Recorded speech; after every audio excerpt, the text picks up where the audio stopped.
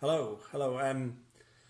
So I thought I'd make just a really short video, just explaining why we're moving our NLP Master Practitioner course out to Sitges near Barcelona, and also something that I've come to realise the number one barrier that practitioners seem to have from moving from practitioner to master practitioner. I think part of that is perhaps how I frame it and how I talk about the master practitioner course on the practitioner. So the first thing is, so we're moving out to Barcelona, and now the reason for that is we've kind of had our hand forced slightly.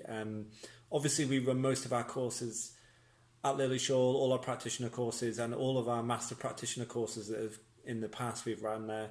But unfortunately this year, Lillyshaw's under some refurbishment works, specifically in and around chapters and Duke of Sutherland. So those that have trained with us realise they're the two rooms that we tend to use for our courses. And the reason for that is because the rooms are just absolutely phenomenal. They're a really inspiring place to learn.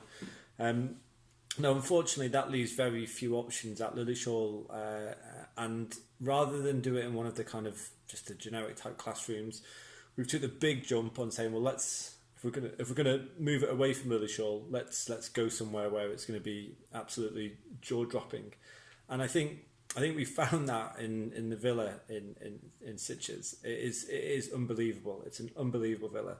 There are only 12 places on the Master Practitioner course, and those places are filling up fast. 2 have gone just today, that leaves only 5 or 6. There's one person that's kind of just about ready to commit, which will leave 5 places after that. So if you're thinking about it, then please get in touch with me and have a chat.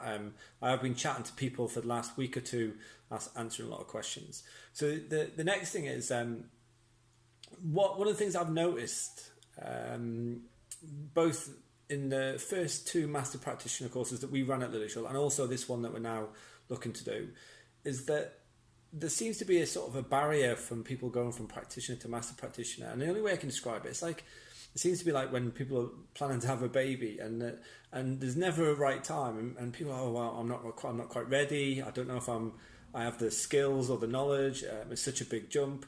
Now, one of the things I keep saying to people is, moving from practitioner to master practitioner is less of a jump than moving from not knowing any NLP to practitioner, because you go from not knowing anything to being introduced to all of these weird language models with funny names and funny titles and all these different techniques, and that can be a bit of a head spin. Now, the master practitioner does include new ways of looking at language. It does include new techniques. It also goes into more depth of the techniques you learn on the practitioner course, but it's not a jump into the unknown. It's a bigger jump from not knowing anything to practitioner. So if you can't do if you don't want to do the master practitioner because you can't afford it, that's absolutely fine.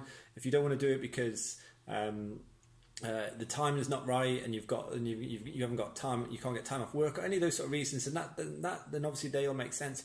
If you're held back from committing to it because you don't perceive that you are ready for the course, please have a chat with me and let's have a discussion about that, and we'll explore it. You might not be ready. You might have just done your practitioner and you might not be ready. But I suspect for many people, they're more ready than they think. And perhaps going back to what I said at the start of the video, that a little bit of that is down to the way that I frame it on the practitioner course. I don't want to have like a huge sales pitch at the end of a course where I'm kind of selling the master practitioner.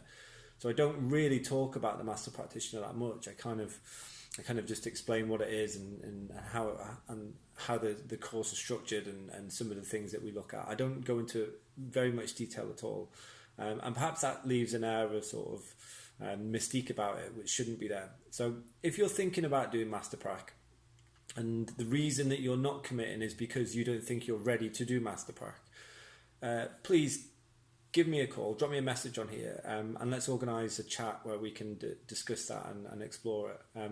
For those that are already booked on, it looks like it's going to be an incredible 9 days in Barcelona. The villa is phenomenal.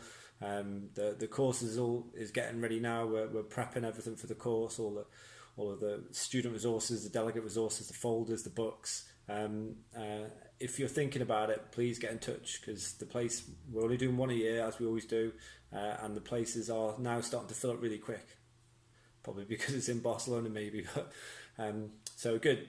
So thanks for your time, and I wish you all a great day.